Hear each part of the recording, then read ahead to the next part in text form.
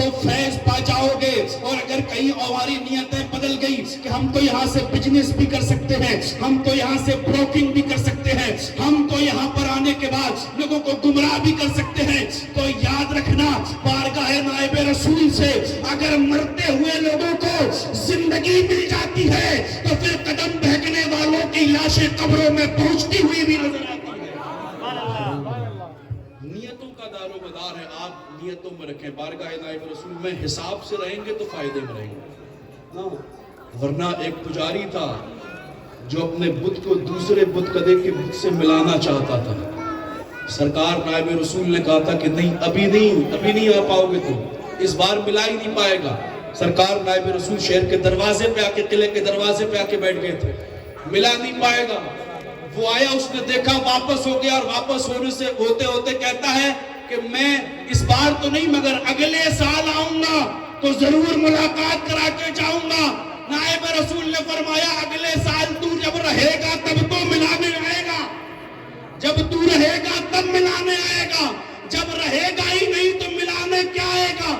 لوگوں نے کہا, اس نے کہا غصے میں کہہ دیا ہوگا مگر وہ سال پورا تھا, ہوتا ہے سب تھے, بس وہی نہیں تھا جسے نائب رسول نے کہہ دیا تھا کہ تو اگلے سال رہے گا نہیں. میرے پیارے نائب رسول اگر کسی کو کہہ دے کہ تو اگلے سال رہے گا نہیں تو وہ رہ نہیں سکتا, تو وہی نائب رسول کے بارگاہ میں اگر آج بدتمیزیاں کرو گے اور بارگاہ نائب رسول کی شان میں گستاخیاں کرنے کے لیے سوشل میڈیا کے مینٹ بن جاؤ گے تو یاد رکھنا یہ دنیا بھی رہے گی, سوشل میڈیا بھی رہے گی, مگر نہ تم دنیا میں رہو گے نہ تمہارے پچھلے لوگ اس دنیا میں باقی رہ جائیں گے. بارگاہ نائب رسول میں جتنے خلوص اور محبت کے ساتھ آپ پائیں گے اتنا فائدہ پائیں گے. فائدہ مومن کو ہوتا ہے, منافق کو نہیں ہوتا. کسے ہوتا ہے فائدہ؟ مومن کو ہوتا ہے, منافق کو نہیں ہوتا. منافق کون ہوتا ہے؟ منافق وہ ہوتا ہے, حضور نے فرمایا آیت المنافق ثلاث, کہ منافق کی نشانیاں 3 ہیں. اذا تکلم کذبا, کہ جب وہ بات کرے گا جھوٹ بولے گا, اور جب وہ وعدہ کرے گا وعدے کی خلاف ورزی کرے گا. تیسری کہ جب اس کے پاس امانت رکھی جائے گی تو وہ امانت میں خیانت کرے گا. یہ منافق کی نشانی ہے, اور یہ منافق آج ہر جگہ پائے جاتے ہیں. یہ زبان سے آپ کے سامنے آئیں گے تو اتنی میٹھی میٹھی باتیں کہیں گے کہ لگے گا ان سے زیادہ وفادار کوئی ہے ہی نہیں, مگر یہ دل میں جو بغض رکھتے ہیں نا اس سے محفوظ رہنا چاہیے. اور امانت صرف یہ نہیں کہ آدمی پیسہ دے وہ امانت ہے, امانت یہ نہیں کہ آدمی گھر ذمہ داری پہ رکھا دے تو اسے وہ امانت ہے.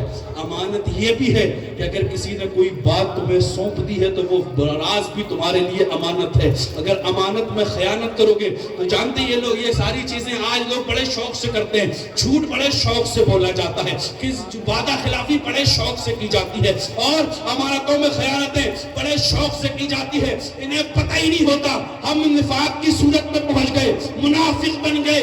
اے میرے پیارے, یہ سب کر کے آج تمہارے پاس پیسہ ہے, آج تمہارے پاس دولت ہے, آج تمہارے پاس مال ہے, آج تمہارے پاس منال ہے, تم اپنی دولت کے ذریعے رشوت کھلا کے مکان تو حاصل کر سکتے ہو, فیضان حاصل نہیں کر سکتے.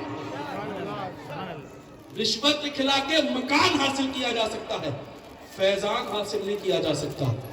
آج تمہارے پاس پیسہ ہے تو اس پیسے کی بنیاد پہ بالکل سیم ٹو سیم نقلی گنبد تو بنایا جا سکتا ہے, مگر اس گنبد کے اندر نائب رسول کو نہیں لے جایا جا سکتا. نائب رسول کا ایک ہی مرکز ہے جس آستانے پہ ہم اور آپ موجود ہیں. یہ منافق کر لو گے منافقت, مگر تمہارا بنے گا کیا کبھی سوچا ہے؟ تو اللہ فرماتا ہے قرآن میں ان المنافقین فی الدرک الاسفل من النار, کہ بے شک منافق جہنم کے سب سے نچلے حصے میں رکھے گا.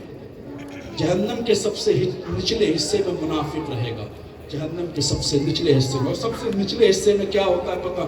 آپ آگ جلائیں, اس کے 10 فٹ کے اوپر کھانا پکانے کے لیے رکھ دیں, کھانا پکے گا؟ بولیں زور سے بولیں, پکے گا؟ 5 فٹ پہ رکھیں تو پکے گا, اور 1 فٹ پہ رکھ دیں تو پک جائے گا, اور آگ میں ہی ڈال دیں تو کام ہی ختم ہو جائے گا. آگ میں ہی ڈال دیں تو کام ہی ختم ہو جائے گا. تو جہنم کے جو عذاب ہیں وہ کئی درجے کے، مگر جو منافق ہے وہ آگ میں ہی ڈالا جائے گا، نچلے حصے میں.